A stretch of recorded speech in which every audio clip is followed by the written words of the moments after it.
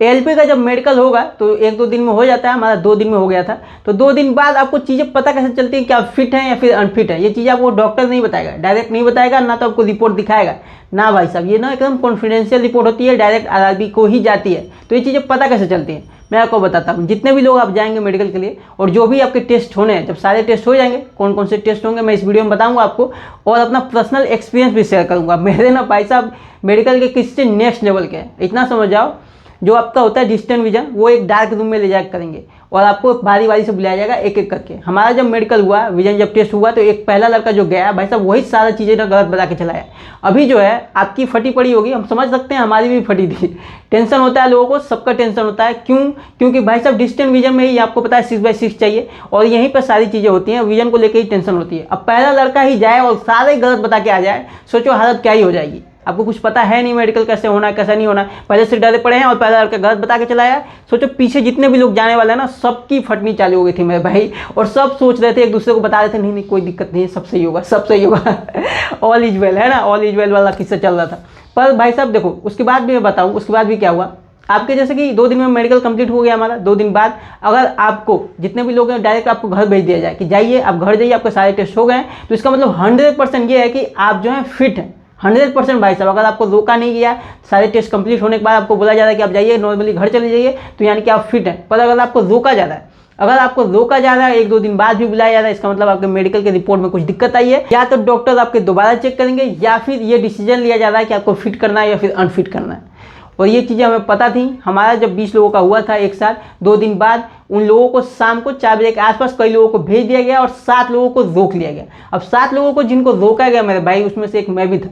अब ये चीज़ हमें पता थी कि अगर रोका जा रहा है तो कुछ ना कुछ दिक्कत है। हम पीछे पीछे घूम रहे हैं, पूछ रहे हैं बार बार कि क्या हुआ है, असल में बताइए किस रिपोर्ट में दिक्कत आई है, कुछ नहीं बता रहे हैं। डायरेक्ट बोल रहे हैं हमारा फ्राइडे को था, फ्राइडे को कंप्लीट हुआ जब लोगों को भेज दिया गया, और हमें बुला लिया गया 7 लोगों को कि आप आइए मंगलवार को। 4 दिन का गैप भाई साहब, सोचो हालत क्या ही हो गई होगी। 4 बजे के आसपास छोड़ा गया। हम ना 7 लोगों में से 4 लोग एक साथ रहते थे एक रूम में, 2 BHK था, डबल बेड था, वहाँ पे रहते थे। एक लड़का भाई साहब 4 बजे छोड़ा गया, 7 बजते बजते ना उसकी तबीयत खराब हो गई। टेंशन में, टेंशन तो होती है, आपको पता है मेडिकल से पहले आप इतना चिंतित हैं और आपको लग जाए कि अब आपको फेल कर दिया जाएगा, तो सोचो आपकी क्या ही हालत होगी।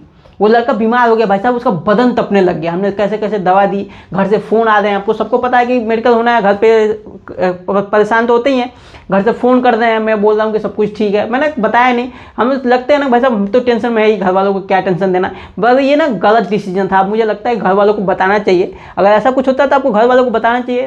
हो सकता है कुछ उपाय वो लगाएं, पर मैंने किसी को बताया नहीं, अकेले इस चीज़ को झेल रहा था, टेंशन हो रही थी। घर वालों को बोलिए कि 1-2 दिन और भी कुछ टेस्ट होने, हमारे टेस्ट कंप्लीट नहीं हुआ इसलिए रोका गया।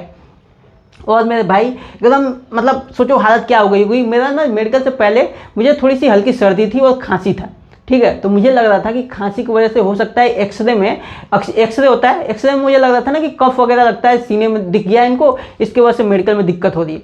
अब क्योंकि आप नए जगह पे जा रहे हो, आपको पता भी नहीं होता कि कहाँ पे क्या चीज़ें हैं, तो फिर मैं वहाँ पे चीज़ों को ढूंढा कहाँ पे एक्सरे होता है। मैं गया एक्सरे करवाने के लिए, सैटरडे को गया एक्सरे करवाने के लिए। अब उन्होंने वहाँ पर बहुत भीड़ थी, ठीक है, लाइन लगी हुई थी, पहले से ढूंढते ढूंढते मैं पहुंचा 10-11 बजे के आसपास। वहाँ पे पूरी भीड़ है, और भीड़ में भाई साहब वो बोल रहा है कि अब आपको रिपोर्ट मिलेगी मंडे को।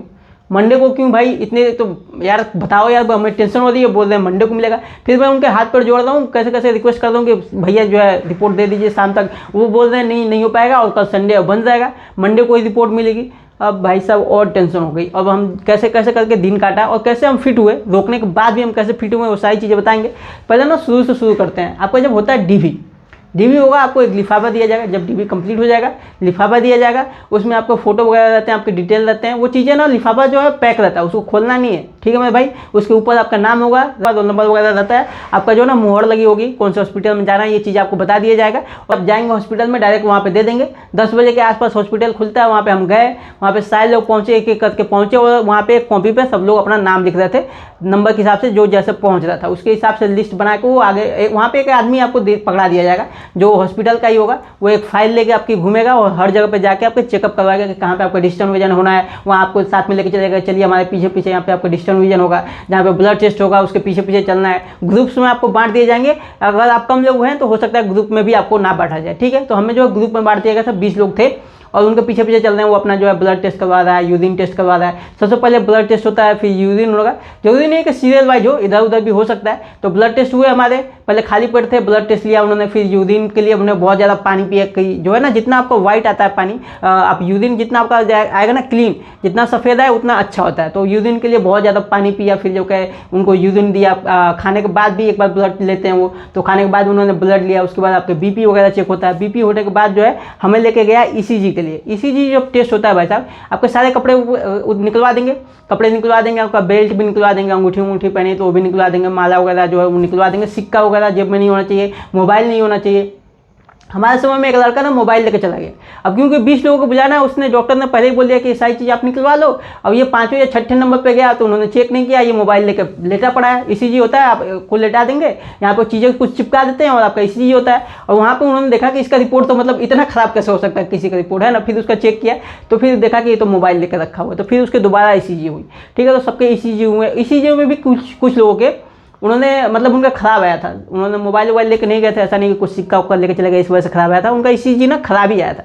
ईसीजी में आपके हार्ट के लिए चेक होता है, तो उनका ईसीजी ख़राब आया था। तो फिर क्या हुआ, कुछ लोगों को वहीं पे उसके अपर लेवल का टेस्ट हुआ, उनको रोका गया था। रोकने के बाद नेक्स्ट डे बुलाया गया और ईसीजी से अपर लेवल का शायद ECHO हुआ था, मुझे क्लियर याद नहीं, ऐसा कुछ हुआ था। उसी हॉस्पिटल में हुआ और वहाँ पे उनके रिपोर्ट हुए, उसके बाद वो फिट हो गए। और कुछ अगर ऐसे कुछ चीज़ें हुई, जैसे कि मान लो कुछ चीज़ें जो चेक हो रही है, मान लो कि ECG हो रहा है, अब इसके अपर लेवल का जो उस हॉस्पिटल में नहीं है, कुछ मशीन वगैरह ऐसी चीज़ नहीं है कि वहाँ पर चेक हो पाए, तो आपको ना एक नाम लिख के इस हॉस्पिटल में जाना है, एक लिफाफे पे एक पेज पे दे देंगे आपको कि यहाँ पे जाइए, वहाँ से चेक करके और रिपोर्ट लेके आइए, उसके बाद आपको जो है फिट कर दिया जाएगा। तो ये ऐसी भी चीज़ें होती हैं। अगर वहाँ पे हॉस्पिटल में उसकी सुविधाएं नहीं है तो आपको बोला जाएगा कि आप जाइए इस हॉस्पिटल में चेक करा के आइए, अगर आपके रिपोर्ट में कुछ दिक्कत हो रही है तो। उसके बाद भी अगर आपका ठीक है तो फिट कर दिया जाएगा। ऐसा नहीं है कि आपको जो है अनफिट कर दिया जाएगा, अगर प्रॉब्लम है तो ही जो है आपको अनफिट किया जाता है। उसके बाद ईसीजी हुआ। ईसीजी होने के बाद हमें बुलाया गया डिस्टेंस विजन के लिए। डिस्टेंस विजन के लिए जब हम गए, 20 लोग गए, पहले लड़के को जो बुलाया गया था, हमने जैसे बताया भाई साहब, वो गया, पता नहीं यार कैसे बता के आ गया, या तो हो सकता है उसको डर गया होगा, वो ना गलत बता के चलाया।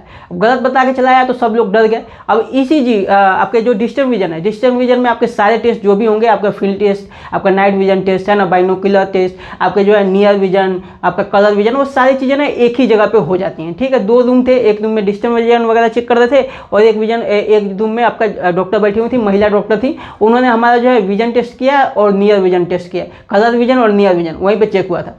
तो हम अंदर गए, वहाँ पे जो है सीकर दिखाया जा रहा था, वो एक बॉक्स जैसा होता है, बॉक्स होगा, डार्क रूम रहता है, और वो चीज़ जो होती है ना सी, ऐसा नहीं जो चार्ट आप खरीदते हो ना वैसा नहीं होता। चार्ट आप खरीद के देख रहे हो, अच्छी बात है, प्रैक्टिस कर रहे हो, पर वो ना एक बॉक्स टाइप का होता है और उसको ना ऐसे घुमा सकते हैं। जो सी होता है उसको एक तो होगा 6x6 के देखने के लिए सी, हर सी का साइज अलग अलग होता है, एक बड़ा साइज, एक छोटा, उससे बड़ा 6x9 के लिए थोड़ा सा बड़ा होता है, तो 6x6 के लिए ना एक छोटा सा होता है, उसको ना वो घुमा सकते हैं। सी में कट होता है, आपको पता है, तो उसको घुमा कर पूछेंगे कि किधर कट है, ऐसे हाथ लगा देगा और पट से घुमा देगा और फिर पूछेगा अच्छा बताओ किधर कट है। तो मैं तो फटफट बताने लग गया भाई, सब ऊपर नीचे ऐसे ऐसे करके, बहुत बहुत अच्छे से दिखता है, बहुत क्लीन दिखता है। उसमें बॉक्स में लाइट जल रही होती है, बहुत क्लीन दिखता है।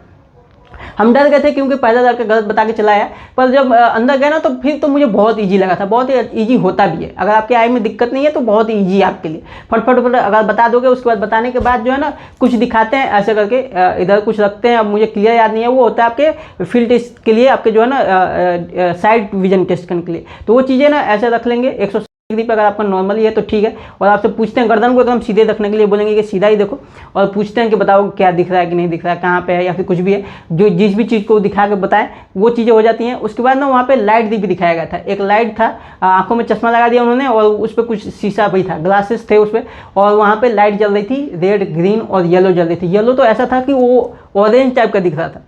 तो फिर हमने वो बताया, वो चेक किया गया। उसके बाद जो है हमें हटा के ले गया दूसरे रूम में। दूसरे रूम में हमारा चेक हुआ था नियर विजन। नियर विजन के लिए एक बुक होती है और उसमें छोटे छोटे ना लेटर्स होते हैं, वो जो है चेक करते हैं कुछ डिस्टेंस पर रख के डॉक्टर के हिसाब से, और उसको पढ़ना होता है, उस लाइन को पढ़ेंगे, उसके बाद आपको हटा देगा। और वहीं पे हुआ विजन टेस्ट। विजन टेस्ट में आपके कलर विजन में वो चार्ट होता है इस तरह वाला, और उसमें आपको पढ़ना होता है। कई सारे पेजेस होते हैं, उसको हटाइए, उसमें हो सकता है लेटर हो सकता है उसमें जंतु हो, कोई जी हो, या फिर हो सकता है उसमें रास्ते बने हो, तो उसको उंगली से दिखाना होता है कि वो रास्ता कैसे जा रहा है। अगर एक दो गलत भी बता दिया, मैंने ना एक गलत बता दिया था, फिर डॉक्टर ने कहा ठीक से देखो, एक बार और देख के बताओ। फिर हमने बताया, मैं तो जितना भी चार्ट था मान लो कि जो भी है, तो पेजेस ना फटफट पढ़ते हुए जा रहा हूँ मैं, पर एक ना बीच में गलत बता दिया। अब क्योंकि सारी चीज़ें मैं सही बताते जा रहा हूँ, थोड़ा भी समय नहीं ले रहा हूँ, तो डॉक्टर भी समझ जाते हैं कि भाई साहब इसका जो है आई ठीक है, इसमें हो सकता है लड़के ने थोड़ा सा ध्यान नहीं दिया होगा। तो दोबारा उन्होंने कहा कि एक बार और ठीक से देख के बताइए क्या है। फिर हमने बताया, फिर जो चीज़ें थी वो सारी जो है नॉर्मल निकल गई।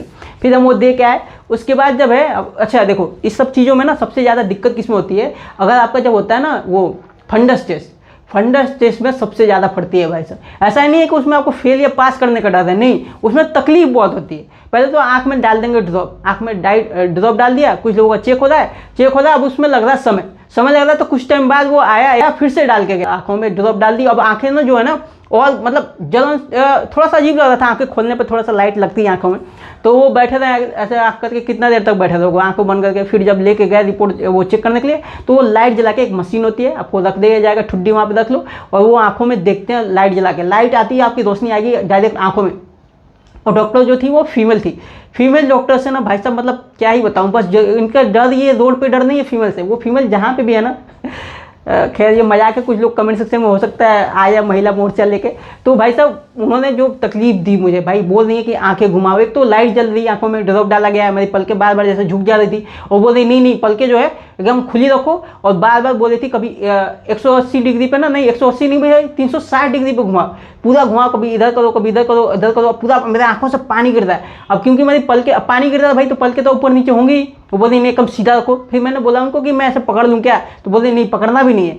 अब क्या कर सकते हैं भाई साहब, उसमें मुझे सबसे ज़्यादा दिक्कत हुई थी, पूरी आंखों में ऐसा लग रहा था कि लाइट जो है ना चुभ रही है, पानी जैसा गिर रहा था। उसमें आपको फेल का क्या होता है कि अगर आपने जो है आई में कुछ करवाया हुआ है, लेजर वगैरह या फिर कुछ जो है ऑपरेशन वगैरह करवाया गया, तो वो चीज़ें पता चल जाती हैं। उसमें फेल पास का वैसा नहीं है कि आपको जो है टेस्ट, उसमें आपके विजन वगैरह चेक नहीं किए जाते, यही चीज़ें चेक की जाती हैं। तो ऐसा डर नहीं है, बस उस टेस्ट में थोड़ी सी तकलीफ होती है, क्योंकि लाइट ज़्यादा होती है ना आंखों में, तो थोड़ी सी दिक्कत होती है, उसी में मुझे दिक्कत हुई थी। बाकी किसी टेस्ट में दिक्कत नहीं हुई।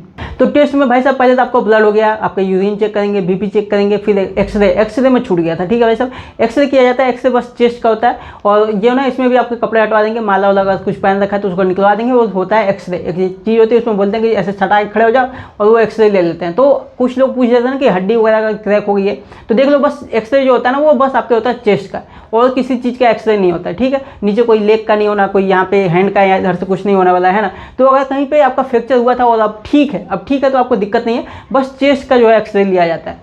चेस्ट के एक्सरे के बाद आपके जो है वहीं पे उसके बाद फिर जाके अंडरवियर पर रखते हैं, चीज़ों को चेक करेंगे।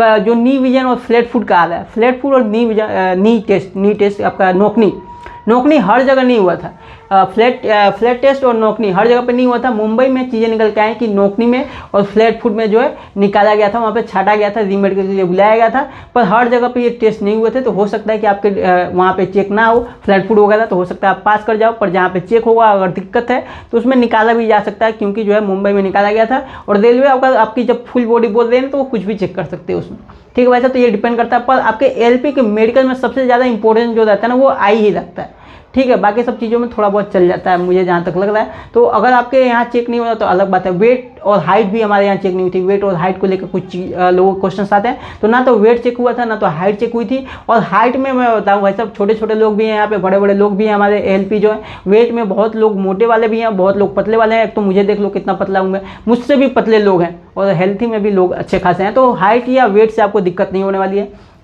उसके बाद आपके हाइड्रोसील और आपके पाइल्स की जो चेकअप होती है, तो वो आपको एक लेके जाएंगे एक कोने में, एक डॉक्टर होता है, वो कोने में हमें खड़ा कर दिया था, और एक एक बारी कर करके बुला रहा था, ठीक है। और बोल रहा था कि नीचे करके दिखाओ, तो फिर वहाँ पे नंगा होना पड़ता है, हाँ मेरे भाई। और उन्होंने ना वैसे टच करके कुछ नहीं देखा। हो सकता है अगर आपको मेरी दिक्कत लग रही, आपके में अगर दिक्कत लग रही है हाइड्रोसील में, तो हो सकता है कि आपको टच भी किया जाए, पर हमारे जो ना टच वगैरह नहीं किया गया था। वहाँ पर ले जाके उन्होंने देखा, फिर खसवाया वगैरह, और उठक बैठक भी करवाते हैं, और वहाँ पर जो चीज़ें हो गई फिर उन्होंने निकाल दिया। वो ज़्यादा समय नहीं लगता, 1-2 सेकंड के लिए बस नीचे करो, ठीक है, हाँ ठीक है, निकलो, ऐसा होता है। खसवा वसवा के थोड़ा सा देखते हैं, तो उसमें ज़्यादा दिक्कत नहीं होती है। अगर आपको किसी को दिक्कत है पाइल्स वगैरह की, तो आप ऑपरेशन करा के जाए। अगर ज़्यादा दिक्कत है, तो हल्की फुल्की दिक्कत है, तो मुझे लगता है चल जाएगा। जैसे कि कई लोगों के होते हैं ना ब्लड वगैरह जो आते हैं 2-2 दिन पे, 3-3 दिन पे, या फिर हो सकता है 10-15 दिन में एक बार आ गया, तो उनको मुझे नहीं लगता कि उनका जो है मेडिकल में दिक्कत होगी, अगर वो बिना ऑपरेशन के भी जा रहे हैं। पर अगर ज़्यादा दिक्कत है किसी को, तो हाँ उसको जो है ऑपरेशन करवा के जानी चाहिए। अगर आपके देखिए मान लो अगर हाइड्रोसील में भी आपको छांटा जा रहा है, तो ऐसा नहीं कि आपको जो है बाहर कर दिया जाएगा, नहीं, आपको बोला जाता है कि आप जाके उसको इलाज करा के आइए। तो इलाज करने में आपका समय लगेगा, जो भी समय लगे, क्योंकि जो फिट हो जाएंगे उनको तुरंत जो है हो सकता है मेडिकल जॉइनिंग के लिए भेज दिया जाए, उनका ट्रेनिंग शुरू हो जाए। पर आपका जो है फिर से आप रिपोर्ट अपना कहीं दिखवा के आएंगे। अभी टेक्नीशियन में क्या हुआ, एक लड़के को हार्निया में दिक्कत हो गई थी, हार्निया में दिक्कत हो गई। अभी हमारी 2024 वाली की हम बात करते हैं, हृदय में दिक्कत हुई तो डॉक्टर ने एक कागज़ पे लिख के दिया कि आप जाइए यहाँ से, आप चेकअप करवा के आइए या फिर जो है वहाँ से अपना इलाज करवा के आइए। अगर वो डॉक्टर फिट लिख देता है, ठीक है भाई साहब, चेकअप कराने पे भी अगर वो डॉक्टर फिट लिख देता है तो आपकी जॉइनिंग हो जाएगी। तो वो गए अपना इलाज करवा दें, इलाज करवा के आएंगे, फिट हो जाएंगे, उसके बाद उनको जॉइनिंग दे दी जाएगी। बस इतना ही होता है, आपको फेल नहीं किया जाता इसमें। हार्निया में, आपके हाइड्रोसील में या फिर जो है आपका जो है पाइल्स है, इसमें फेल नहीं किया जाएगा। आपको दिक्कत होगी तो बोला जाएगा कि आप जाइए ऑपरेशन वगैरह करा के आइए और फिट होकर आइए। तो इसमें जो समय जाएगा ना, ये समय जाएगा आपका, ये थोड़ा सा लॉस है, आपका समय का बस लॉस है और कोई लॉस नहीं है। तो इसलिए अगर आपके में दिक्कत है तो आप ऑपरेशन वगैरह करवा के जाएं, कोई दिक्कत वाली बात होगी नहीं। तो मुझे लगता है कि सारी चीज़ हमने बात कर ली। और हाँ, अब मेरा क्या हुआ, हमारे जो 4 दिन बाद बुलाया गया, 4 दिन बाद हम 7 लोगों की फटी पड़ी होगी पूरा, मतलब सोचो कैसा टेंशन हो रहा है, कैसे हम एक एक दिन काट रहे हैं। उसके बाद जब गए, सुबह बुलाया गया, सुबह से लेकर शाम तक बैठाया गया। हम सोच रहे हैं अब कुछ चेक होगा, अब कुछ चेक होगा, अब कुछ चेक होगा, और शाम को 4 बजे बोला गया कि आप जाइए, ऐसा बोल दिया आप जाइए। अब हम लोग लग गए टेंशन में कि हुआ क्या है, फिर पता करने लग गए, पूछने लग गए सबसे, जो कराता है जिसके आगे पीछे घूमने के लिए बोला जाता है कि इसके पीछे पीछे घूमने दो, पिछलग्गू बनकर। अब उससे पूछ रहे हैं भाई साहब कि क्या चीज़ें हुई है, कैसा क्या हुआ है। तो फिर उसने बहुत रिक्वेस्ट करने के बाद थोड़ा सा हिंट दिया कि ठीक है आपकी रिपोर्ट बढ़िया है, कोई दिक्कत नहीं। डायरेक्ट नहीं बताते, वो हिंट बोलते हैं, ऐसा बोल देगा कि जाइए मिठाई खिलाइए या फिर ऐसा ऐसा करके कुछ भी हिंट दे देंगे डॉक्टर।